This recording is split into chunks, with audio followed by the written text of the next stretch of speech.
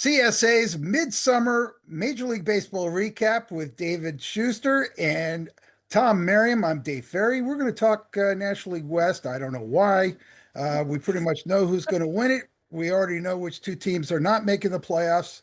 But let's talk about the Dodgers. Tom and David, they look like they're bored. I mean, they just got swept by the Diamondbacks at Dodger Stadium. It's the first time since 2017 that the Diamondbacks have swept a series at Dodger Stadium. The Dodgers only care about October.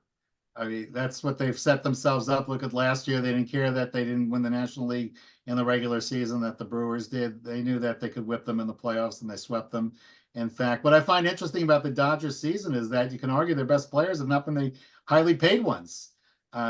Andy Paez has probably been their best everyday player. He has 17 homers, over 65 RBIs going to the All-Star game. Kyle Tucker wished he had those numbers. He's been way below par for them. If you look at the pitching staff, it's Justin Robleski, I think, has been their best starter overall this year. I know Ohtani's been quite good, but he hasn't pitched as much as Dave pointed out a little earlier. But when you look it up, they haven't had Edwin Diaz pitch for them much this year, although I saw he went on a rehab assignment, so they'll get him bait's shortly. Mookie Betts, Teoscar Hernandez have not had big years. Freeman's been pretty good. Will Smith has been out of the lineup a lot. It's been the unheralded guys that have really done it for the Dodgers, including their bullpen, a whole bunch of them out there, and not the big name players. Now that can change in October when suddenly they're able to throw at you Ohtani and Yamamoto and Snell and Tyler Glass now, and who knows, maybe Skubal will be there with them by then. But that to me is the fascinating thing for the Dodgers, is that they've been doing it without the really big names driving the engine.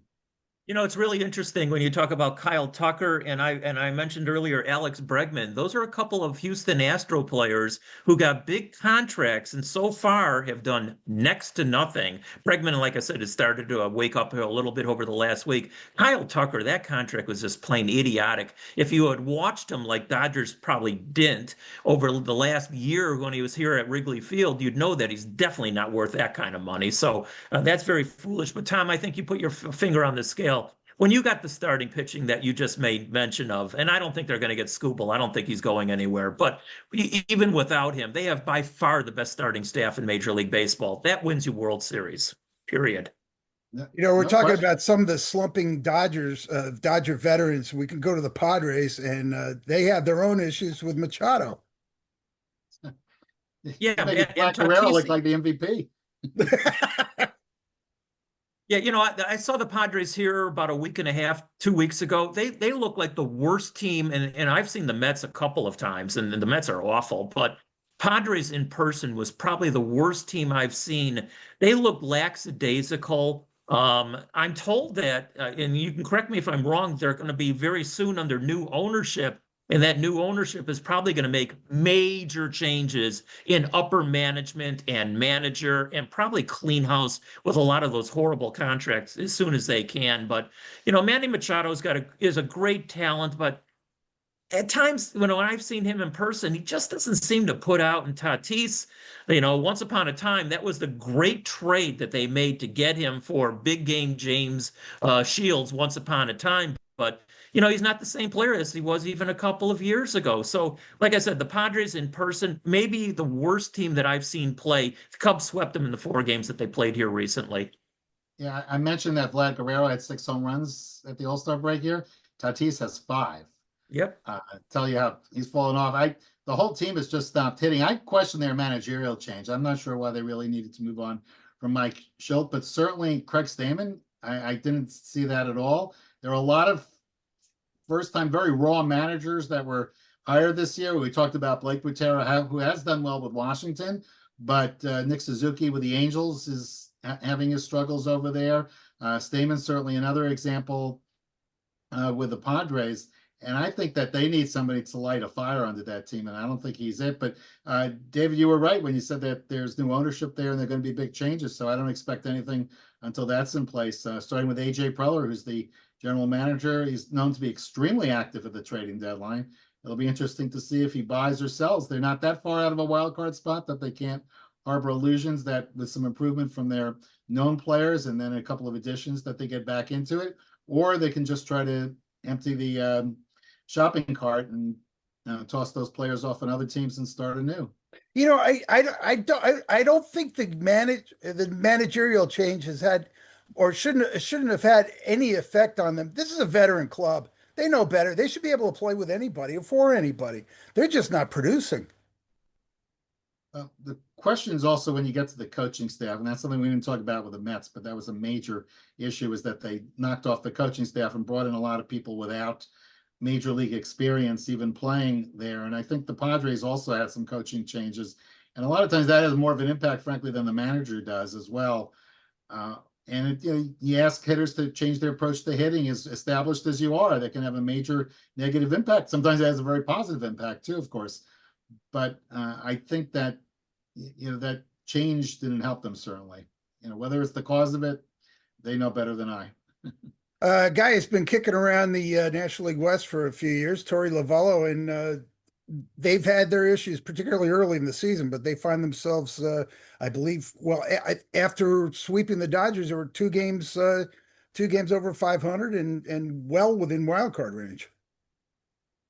They have an interesting roster. They're the type of team that it could be like they were 3 years ago when they snuck into the World Series there.